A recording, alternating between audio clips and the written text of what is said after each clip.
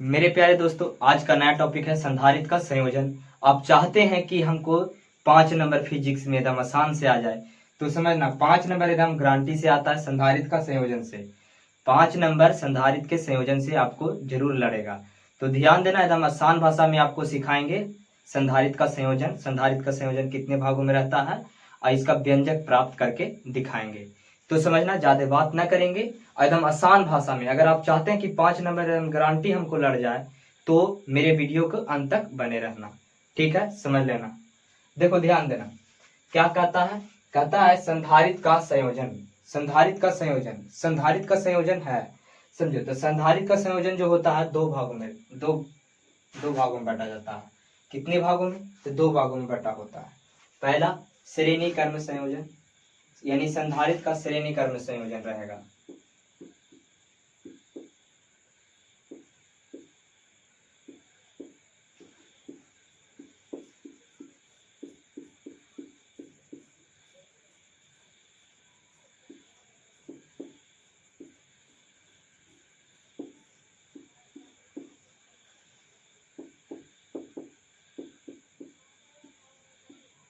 पहला होगा संधारित्र का, समझ लो, पहला क्या होगा? संधारित्र का श्रेणी क्रम संयोजन।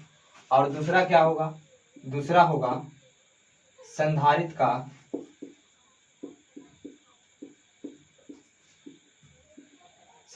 का पार्श्व क्रम संयोजन। ध्यान देना, देखो संधारित्र का संयोजन जो होता है 2 भागों में बटे होते हैं। संधारित्र का संयोजन कितने भागों में? 2 भागों में बटे होते हैं। पहला क्या बटा है? ध्यान देना, संधारित्र का संयोजन को कितने भागों में? 2 भागों में। पहला क्या होता है? पहला संधारित्र का श्रेणी क्रम संयोजन होता है। दूसरा क्या होता है? दूसरा संधारित्र का पार्श्व क्रम संयोजन। पार्श्व को क्या कहेंगे? पार्श्व को ही समानांतर क्रम बोलते हैं।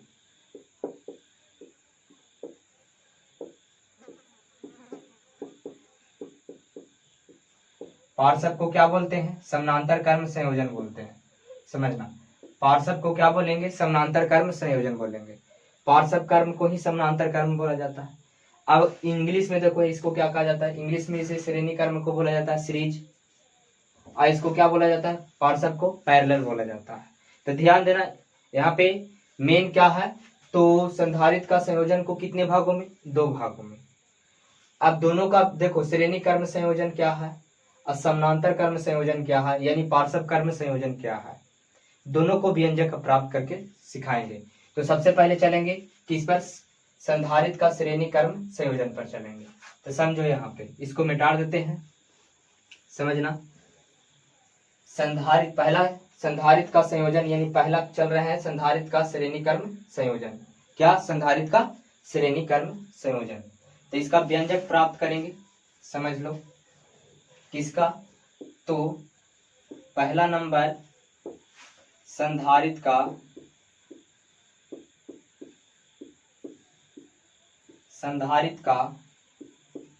श्रेणी क्रम संयोजन।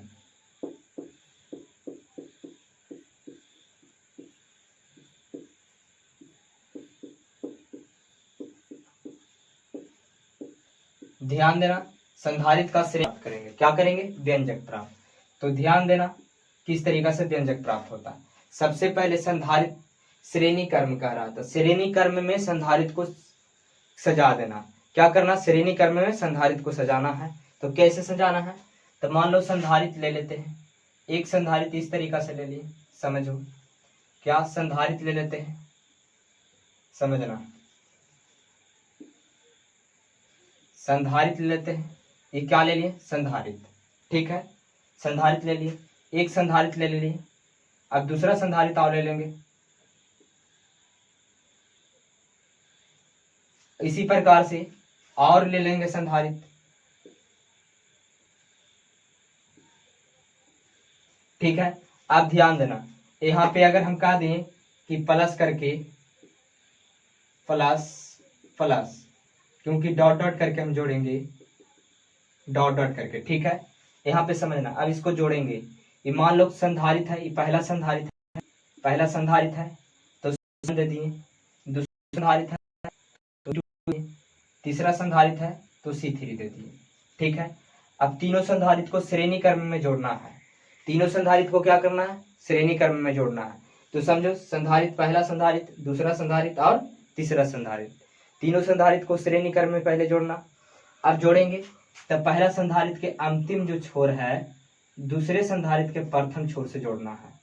ये दोनों को क्या करना है? जोड़ना है।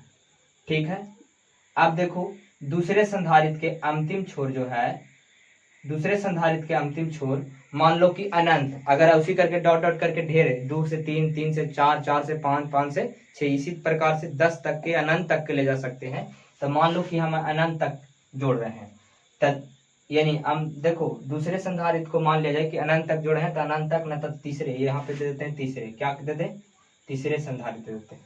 ठीक है, तीसरा दिल है, ये है, समझ लो, समझना क्या? तीसरे संधारित, यहाँ पे तीसरा संधारित दे है तो तीसरे जोड़ लेते हैं। ठीक है, इसको तीसरा मान लेते हैं। क्या मान ले? तीसरा मान लेते हैं। तो तीसरा मान लेते हैं, तो समझो यहाँ पे ये तीसरा संधारित के अंतिम, ये दूसरा संधारित के अंतिम छोर है, आई प्रथम छोर है। अब ये दोनों को जोड़ेंगे, ये क्या हो गया? श्रेणी क्रम में जुट गया। क्या हो गया? श्रेणी क्रम में जुट गया। अब जब श्रेणी क्रम में जुट गया तो देखो यहां से जब हम करंट को देंगे, समझ लो, यहां से विद्युत प्रवाह करवाएंगे, तो देखो यहाँ पे मान लो कि ऋणात्मक देते हैं, ऋणात्मक, तो इधर रुके प्रवाह होगा। अब देखो समझना है, यहाँ पे जब यहाँ पे विद्युत देंगे तो श्रेणी क्रम में विभव का मान क्या होगा?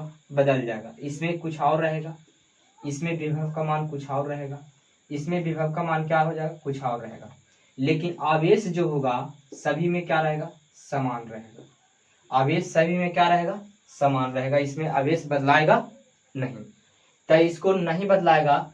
अगर आप इसको डिफिनेशन, परिभाषा लिखना चाहते हैं तो परिभाषा भी लिख सकते हैं। कैसे? देखो बताते हैं, ऐसे समझना, लिख लेना कॉपी पे। तो समझना किस तरीका से परिभाषा लिखेंगे। यानी पहले संधारित के अंतिम छोर दूसरे संधारित के प्रथम छोर से तथा दूसरे संधारित के अंतिम छोर तीसरे संधारित के प्रथम छोर से जुड़ा रहे तो क्या कहेंगे? तो कहेंगे कि संधारित का श्रेणी क्रम संयोजन कहलाता है। क्या कहलाता है? कि पहले संधारित के अंतिम छोर दूसरे संधारित के प्रथम छोर से और दूसरे संधारित के अंतिम छोर तीसरे संधारित के प्रथम छोर से जुड़ा रहे तो क्या कहना है? तो जुड़ा रहे तो इस प्रकार की संधारित को क्या कहते हैं? तो संधारित का श्रेणी क्रम संयोजन कहते हैं। अब इसको लिखेंगे तो समझो, यानी पहले संधारित, देखना ध्यान देना, पहले संधारित, तो पहले संधारित लिखेंगे कि पहले संधारित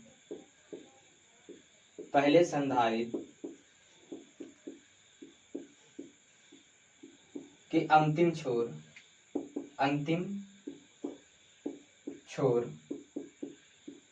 दूसरे संधारित के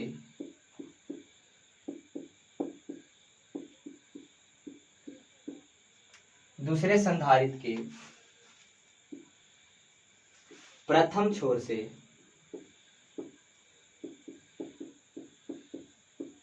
तथा दूसरे संधारित के अंतिम छोर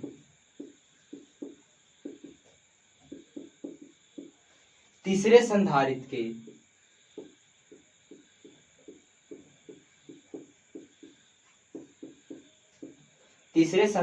के प्रथम छोर से जुड़ा रहे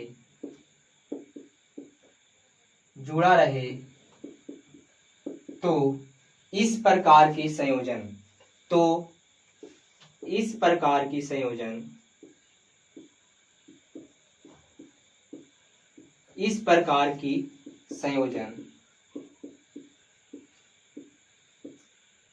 क्या कहलाता है? तो इस प्रकार की संयोजन क्या कहलाता है? श्रेणी क्रम संयोजन। यानी संधारित का इस प्रकार की संयोजन संधारित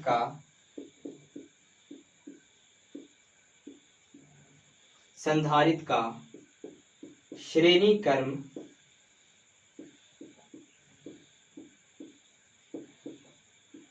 संयोजन कहलाता है।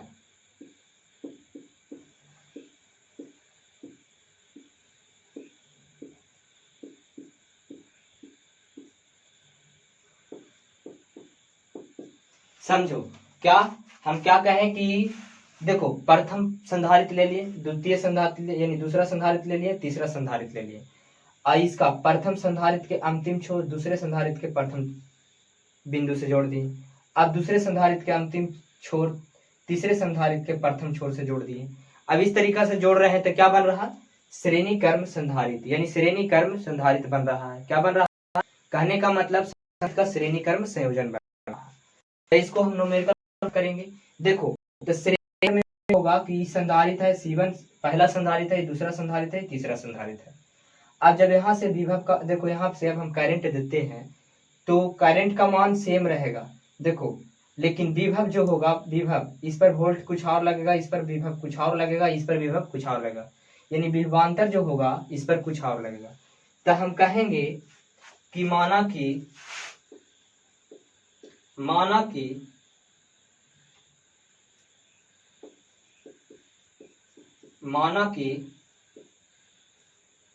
क्या माना कि, तो ध्यान देना, माना कि सबसे पहले क्या मानना है, तो माना कि तीन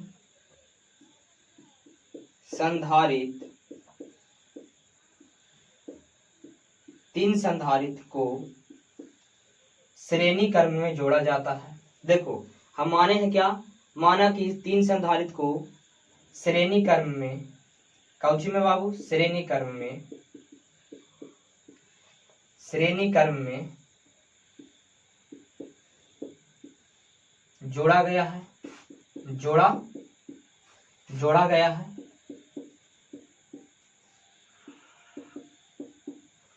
देखो हम क्या कहें, तीन संधारित्र को श्रेणी क्रम में जोड़ा गया है तो कुल विभव क्या निकालेंगे, तो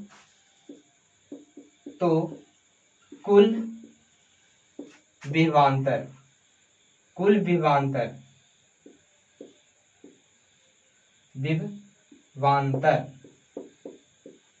देखो श्रेणी क्रम में तीन संधारित्र को जोड़ दिए हैं, श्रेणी क्रम में क्या तीन संधारित्र को जोड़े हैं तो कुल विभवांतर, देखो माना कि तीन संधारित्र को श्रेणी क्रम में जोड़ा गया है तो कुल विभवांतर निकालते हैं।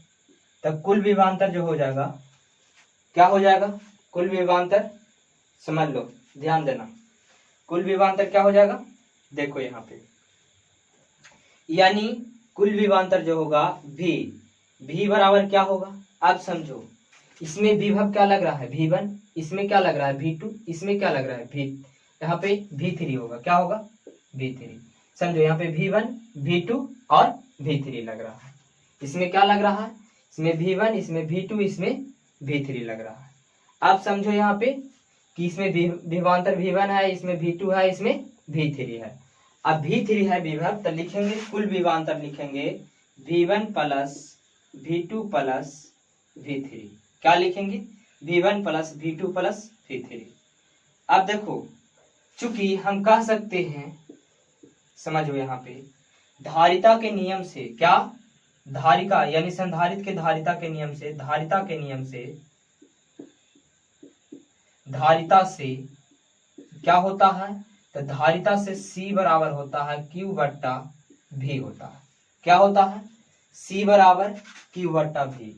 इसलिए हम कह सकते हैं कि V बराबर क्या हो जाएगा, तो V यहाँ आ जाएगा और C यहाँ आ जाएगा, इसलिए V बराबर क्या हो जाएगा बाबू, तो Q बट्टा C हो जाएगा, क्या हो जाएगा V बराबर Q बट्टा C हो जाएगा।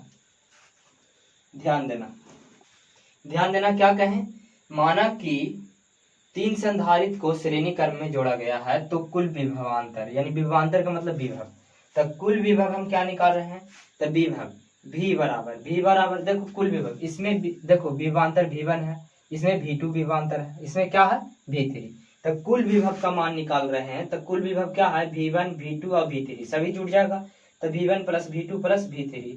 अब देखो तो धारिता से कौची से चलेंगे, धारिता से चलेंगे, C बराबर Q बट्टा V होता है, तो V बराबर क्या हो जाएगा Q बट्टा C हो जाएगा, क्या हो जाएगा, देखो अगर इसके जगह ई आ जाएगा, इसके जगह ई आ जाएगा, तो v बराबर क्यू बटा सी होगा। ठीक है, अब v के मान लिखेंगे, v बराबर क्या, तो v बराबर क्यू बटा सी होगा। अब देखो ये v1 है, तो v1 के लिए क्या हो जाएगा, तो q1, देखो यहाँ पे q न है, q तो बदलाया नहीं है, q जे है जे, तो q लिखेंगे।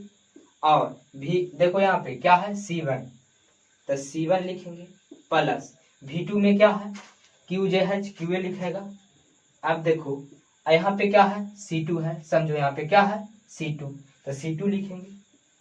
v बराबर क्या होगा q बटा c, तो यहाँ पे v2 है तो यहाँ पे c2, प्लस q बटा यहाँ पे v3 है तो यहाँ पे क्या हो जाएगा c3। अब देखो कॉमन कर लो, क्या कर लो कॉमन, तो देखो यहाँ पे ध्यान देना q बटा c है बराबर q कॉमन कर लेंगे तो क्या बच जाएगा 1 बटा c1 प्लस 1 बटा c2 प्लस 1 बटा c3 बच जाएगा। क्या बच जाएगा 1 बटा c1 प्लस 1 बटा c2, क्या बच जाएगा c2 और 1 प्लस 1 बटा c3 बच जाएगा। अब देखो q से q कैंसिल हो गया, क्या हो जाएगा, अब देखो आगे क्या बच जाएगा, तो बच जाएगा, देखो ध्यान देना 1 बट्टा c बराबर हो जाएगा क्या, तो 1 बट्टा c बराबर हो जाएगा 1 बट्टा c1 प्लस 1 बट्टा c2 प्लस 1 बट्टा c3। ये जो हो गया क्या, तो श्रेणी क्रम संयोजन, यानी संधारित्र का श्रेणी क्रम संयोजन का व्यंजक प्राप्त हो गया। संधारित्र का श्रेणी क्रम संयोजन का व्यंजक प्राप्त हुआ क्या, तो ध्यान देना 1 बट्टा c बराबर क्या होता है, तो 1 बट्टा c1 प्लस 1 बट्टा c2 प्लस 1 बट्टा c3 होता है। ठीक है, समझ लेना।